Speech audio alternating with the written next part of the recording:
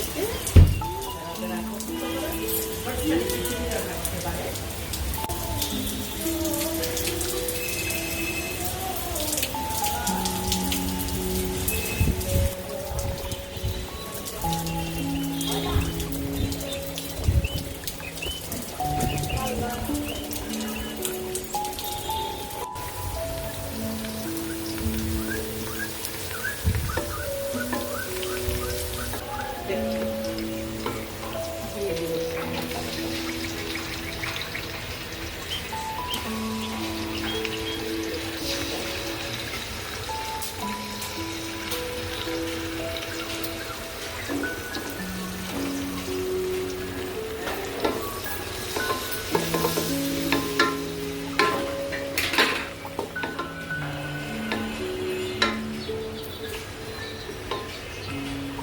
মশলা দিয়ে দিলাম।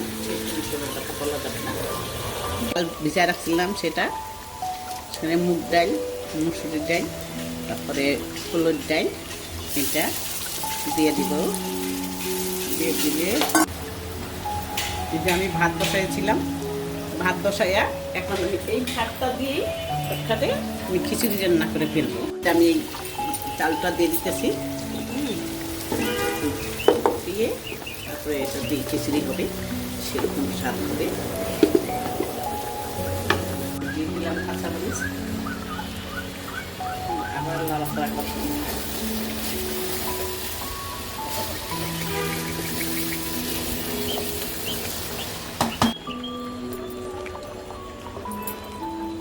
একটা রান্না করা মাংস ছিল, যেহেতু আমার রান্নার করা খিচুড়ি রান্নার করার কোনো ছিল না, তাই আমি শর্টকাটে একটু রান্না মাংস ছিল, সেটাই আমি খিচুড়ির মধ্যে ক্রিয়েট করলাম। হ্যাঁ, আবার একটু রান্নাও করব।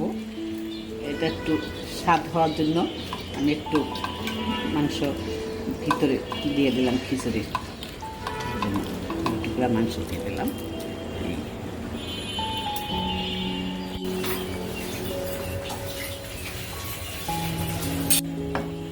সাহেবের জানাই নাই, আমার সাহেবে আইসা দেখবো খিচুড়ি, অনেক অনেক খুশি।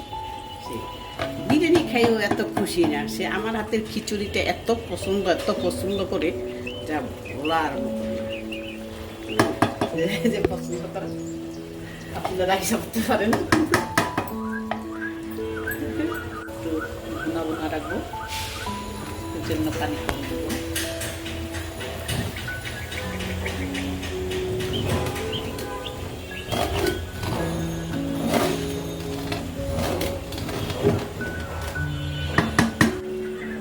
এই ঘিটা আমি হাতে বানাইছি, বাসায় আমি দুধ জমাইয়া তারপরে হাতে বানাইছি।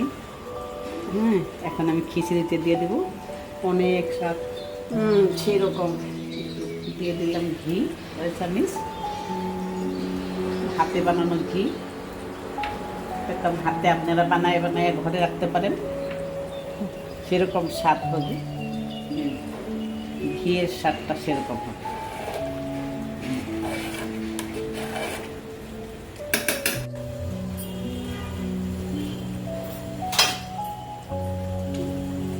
ঢেকে রাখবো চুলায়, দিয়ে দিব নিচে একটা কড়াই, খাওয়া দিয়ে দিছি। খাওয়াটা গরম হলো, আস্তে আস্তে খিচুড়িটা সিদ্ধ হয়ে যাবে, ভাবে রাখছি। হয়ে গেল শর্টকাটে খিচুড়ি। এই তো এখন গরম গরম পরিবেশ হবে, শুনেও